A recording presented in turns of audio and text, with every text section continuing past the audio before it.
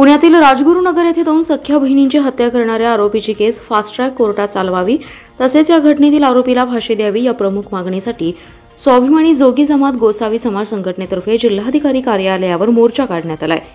यावेळी जिल्हाधिकारी कार्यालयाच्या प्रवेशद्वारात आंदोलक आणि पोलिसांमध्ये वादावादी झाली।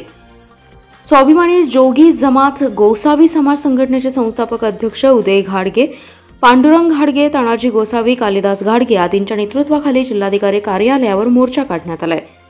आंदोलकांकडून 2 सख्या बहिणींची हत्या करणाऱ्या आरोपीला फाशीची शिक्षा द्या यांसह विविध घोषणा देण्यात आल्या।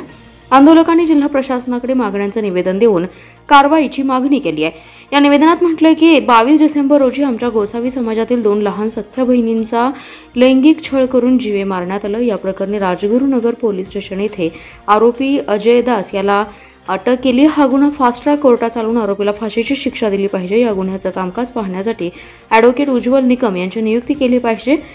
या घटनेतील पीडित कुटुंबियांना राज्य शासनाने तात्काळ आर्थिक मदत दिली पाहिजे। आमचा समाज हा पूर्वीपासून भटकंती करणारा असून तो गावोगावी फिरून भिक्षा मागून उदरनिर्वाह चालवत आहे। या समाजाला न्याय मिळाला पाहिजे अशी आंदोलकांनी मागणी केली आहे।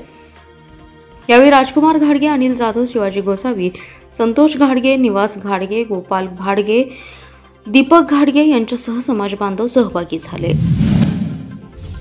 महावितरण कंपनीने राज्यातील सर्व वीज ग्राहकांना स्मार्ट प्रीपेड मीटर लावण्याचा निर्णय घेतला। त्यामुळे वीज दरामध्ये वाढ होणार आहे। अंदाजे किमान 30 पैसे प्रति युनिट वाढ होणार आहे। त्यामुळे स्वतंत्र भारत पक्षाचा या निर्णयाला विरोध करण्यासाठी स्वतंत्र भारत पक्षाच्या वतीने मौजे डिग्रजमध्ये निदर्शने करण्यात आली आहेत। महाराष्ट्र शासनाच्या व महाराष्ट्र राज्य विद्युत वितरण कंपनीच्या प्रीपेड मीटर्स बसवण्याच्या निर्णयाच्या विरोधात मौजे डिग्रजमध्ये महावितरण कंपनीचा प्रतिकात्मक पुतळ्याचं दहन करून निषेध नोंदवण्यात आलाय। स्मार्ट मीटर्स कंपनीच्या खर्चाने मोफत लावणार अशी खोटी आणि चुकीची जाहिरात केली। वीज कायद्यानुसार कोणता मीटर वापरायचा याचं स्वातंत्र्य आणि मीटरची निवड करण्याचे कायदेशीर हक्क संबंधित ग्राहकाला आहेत। कंपनी अघोषित सक्ती करून ग्राहकांच्या या हक्काचे कायदेशीर तरतुदीचे संपूर्ण उल्लंघन करत आहे। ग्राहक म्हणून आमच्या हक्कानुसार आमचा सध्याचा आहे तोच पोस्टपेड मीटर पुढे कायम ठेवण्यात यावा अशी मागणी आंदोलनाच्या माध्यमातून करण्यात आली।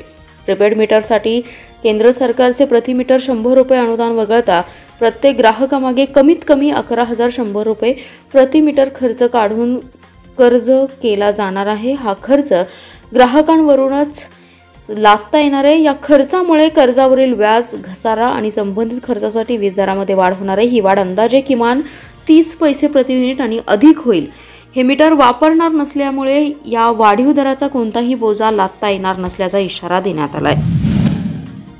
इचलकरंजी येथील एका बांधकाम व्यावसायिकाला बालकामगार कायद्याअंतर्गत गुन्हा दाखल न करण्यासाठी 25,000ची लाच मागणाऱ्या विश्रामबाग पोलीस ठाण्यातील पोलीस नायकावर गुन्हा दाखल करण्यात आलाय। शेखर यशवंत पाटणकर असं त्या पोलीस कर्मचाऱ्याचं नाव आहे। लाचलुचपत प्रतिबंधक विभागाने सदरची कारवाई केली। दरम्यान विश्रामबाग पोलीस ठाण्यात सलग दुसऱ्यांदा लाचलुचपतची कारवाई झाल्याने खळबळ उडाली आहे। तक्रारदार हे बांधकाम साईटवर सळी बांधण्याचं कंत्राट घेतात। शनिवार दिनांक 7 डिसेंबर रोजी कंत्राट घेतलेल्या इचलकरंजी येथील बांधकाम साईटवर एका अल्पवयीन बालक त्याच्या नातेवाईकास भेटण्यासाठी गेला होता। त्यावेळी झालेल्या अपघातात अल्पवयीन बालक आणि त्याचे नातेवाईक जखमी झाले होते। सदर जखमींवर मिरज रोडवरील भारती हॉस्पिटल सांगली येथे उपचार सुरू होते। सदर अपघात प्रकरणात तक्रारदार यांच्या विरोधात बालकामगार अधिनियमाप्रमाणे गुन्हा दाखल न करण्यासाठी आणि बालकाचा जबाब तक्रारदार यांच्या बाजूने घेण्यासाठी विश्रामबाग पोलीस ठाण्यातील कर्मचारी संशयित शेखर पाटणकर यांनी मंगळवार दिनांक 10 डिसेंबर रोजी पंचांसमक्ष केलेल्या पडताळणीमध्ये 25,000च्या लाचेची मागणी केल्याचं निष्पन्न झालं। त्यावरून विश्रामबाग पोलीस ठाण्यात गुन्हा दाखल करण्यात आलाय।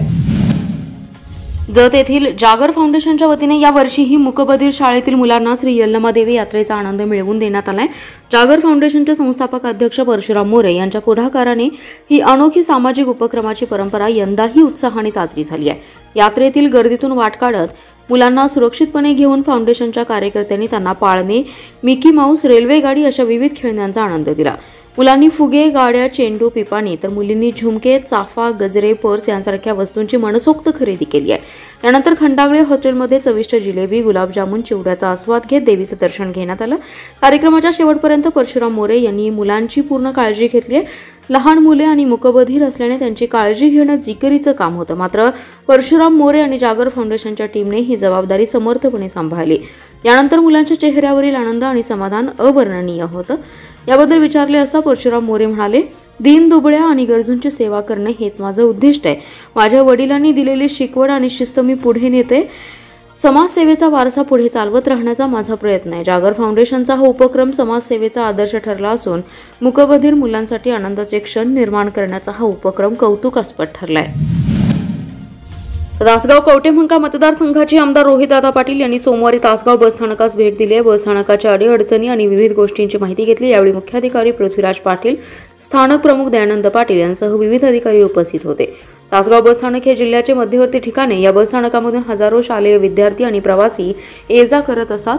शालेय मुलांकडून अनेकदा गाड्यांचे कोलमडलेले वेळापत्रक, स्वच्छता, चालक वाहक यांचा उद्धटपणा, गाड्यांची बिघडलेली वेळापत्रक, हिरकणी कक्षात कायम असलेले कुलूप, शोभेसाठी असलेली पोलीस चौकी, बस स्थानकातील चोऱ्या यांसह अनेक तक्रारी आमदार रोहित पाटील यांच्याकडे अनेकदा आल्या होत्या। यापूर्वीही अधिकाऱ्यांच्या हलगर्जीपणा आणि विविध तक्रारी आमदार सुमनताई पाटील यांच्याही कानावर येत होत्या।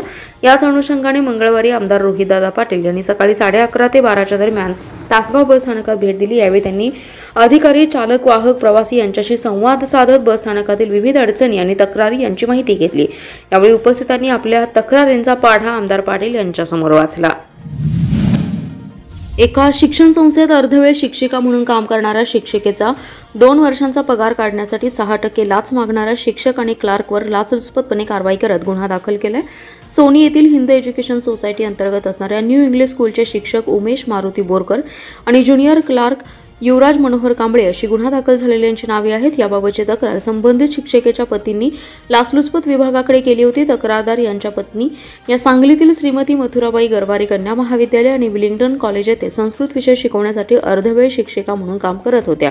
सदर दोन्ही आस्थापनांकडील सुमारे 2 वर्षांचे एकूण 19,45,710 रुपये रकमेचे एकूण 3 पगार बिले दोन्ही कॉलेज प्रशासन यांनी मंजुरीकरिता जिल्हा परिषदेच्या शिक्षण अधिकाऱ्यांमार्फत जिल्हाधिकारी कार्यालयाकडील पे युनिटकडे येथे पाठवले होते। दिनांक 14 नोव्हेंबर 2024 रोजी लाचलुचपत प्रतिबंधक विभागाच्या कार्यप्रणालीप्रमाणे केलेल्या पडताळणी यामध्ये संशयित उमेश बोरकर यांनी तक्रारदार यांच्याकडे 3 पगार बिलाची एकूण रक्कम 19,45,710 रुपयाच्या 6% इतक्या रकमेची लाचेची मागणी केल्याचं निष्पन्न झालं। दिनांक 28 नोव्हेंबर 2024 रोजी केलेल्या पडताळणीमध्ये बोरकर यांनी वर पगार बिले पे युनिट कार्यालयातून मंजूर करून आणून देतो असं सांगून 1,10,000 रुपये मागणी केल्याचं निष्पन्न झालंय। त्याचवेळी संशयित कांबळे यांनी तक्रारदार आणि बोरकर यांच्या चर्चेमध्ये सहभागी होऊन बोरकर यांना लाच देण्याकरिता तक्रारदार यांना प्रोत्साहन दिल्याचं निष्पन्न झालं। यानंतर विश्रामबाग पोलीस ठाण्यात दोघांविरोधात लाचलुचपत प्रतिबंधक अधिनियम अंतर्गत गुन्हा दाखल करण्यात आला। महापालिका क्षेत्रात स्वच्छतेचं काम प्रभावीपणे होणं आवश्यक आहे। प्रत्यक्षात जाऊन भागाची पाहणी केली जाणार आहे। त्यामुळे स्वच्छतेच्या कामात स्वच्छता निरीक्षक आणि कर्मचाऱ्यांनी हलगर्जीपणा करू नये, अन्यथा कोणाचीही गय केली जाणार नाही असा इशारा आयुक्त शुभम गुप्ता यांनी दिलाय। महापालिका क्षेत्रात स्वच्छतेवर आयुक्तांनी भर दिलाय। त्यानुसार कर्मचाऱ्यांच्या बदल्या देखील केल्यात। आयुक्तांनी प्रत्यक्ष जागांवर जाऊन स्वच्छतेच्या कामाची पाहणी केली। यावेळी अतिरिक्त आयुक्त रविकांत अडसूळ, सहाय्यक आयुक्त सचिन सागावकर, डॉक्टर प्रज्ञा त्रिभुवन, अनीस मुल्ला यांच्यासह स्वच्छता निरीक्षक उपस्थित होते। आयुक्त शुभम गुप्ता यावेळी म्हणाले, स्वच्छतेचं काम प्रभावीपणे होणं आवश्यक आहे। एकाही नागरिकाची स्वच्छतेबद्दल तक्रार येता कामा नये, यासाठी आता विशेष मोहीम राबवली जाणार आहे। त्याची जबाबदारी अतिरिक्त आयुक्तांसह इतर अधिकाऱ्यांवर दिली जाणार आहे। या सर्वांना प्रभागात जाऊन स्वच्छतेची पाहणी करण्याच्या सूचना दिल्या जाणार आहेत। याशिवाय मी देखील कधीही पाहणी करून स्वच्छतेची माहिती घेणार आहे। त्यामुळे कर्मचाऱ्यांनी हलगर्जीपणा करू नये, तसे आढळून आल्यास स्वच्छतेची संबंधितांची गय केली जाणार नाही असा इशारा आयुक्तांनी दिलाय। कवठेमहांकाळ तालुक्यातील माळेवाडी येथे दारूच्या नशेत काठीने मारहाण केलेल्याने गंभीर जखमी झालेल्या व्यक्तीचा मिरज येथील शासकीय रुग्णालयात उपचार सुरू असताना मृत्यू झाला। या प्रकरणी कवठेमहांकाळ पोलीस ठाण्यात गुन्हा दाखल करण्यात आलाय। बाबू शिवाजी माने असं मयत व्यक्तीचं नाव आहे। या प्रकरणी सौ शालन शंकर माने यांनी पोलीस ठाण्यात फिर्याद दिली आहे। 17 डिसेंबर रोजी सकाळी 11 वाजता फिर्यादीचा चुलत पुतण्या बाबू शिवाजी माने हा त्याच्या घरासमोर दारात दारू पिऊन बसला होता। यावेळी त्याने दारूच्या नशेत आरोपीच्या पत्नीला शिवीगाळ करून फिर्यादीच्या चुलत पुतण्यास काठीने पायावर आणि छातीवर गंभीर दुखापत करून गंभीर जखमी केलं होतं। मिरज येथील शासकीय रुग्णालयात उपचार सुरू असताना बाबू शिवाजी माने याचं निधन झालं। या प्रकरणी पोलीस ठाण्यात गुन्हा दाखल करण्यात आलाय। रामा तुकाराम माने असं गुन्हा दाखल झालेल्या व्यक्तीचं नाव असून त्याचा शोध पोलीस घेत आहेत।